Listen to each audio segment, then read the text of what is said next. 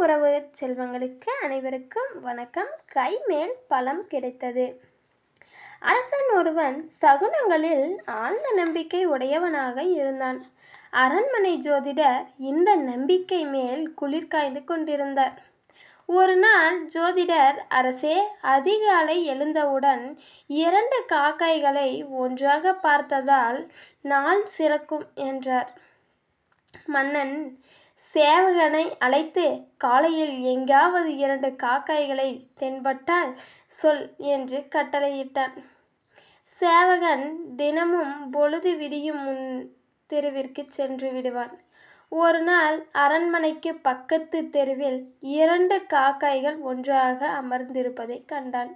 அடடா, நல்ல சகுனம்! இன்று மன்னர் நமக்கு நிச்சயம் பதவி உயர்வு கொடுப்பார் என்று மகிழ்ச்சியுடன் மன்னரிடம் விபரம் சொன்னான். அதற்குள் ஒரு காக்காய் போய்விட்டது. மன்னனுக்கு மூக்கின் மேல் கோபம் வந்துவிட்டது.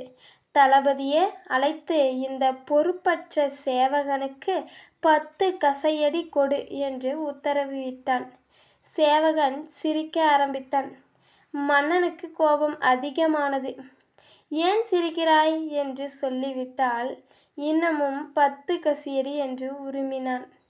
சேவகன் சொன்னான், மகா மன்னரே, இன்று நான் மட்டும்தான் அதிகாலையில் 2 காக்காய்களை பார்த்தேன்.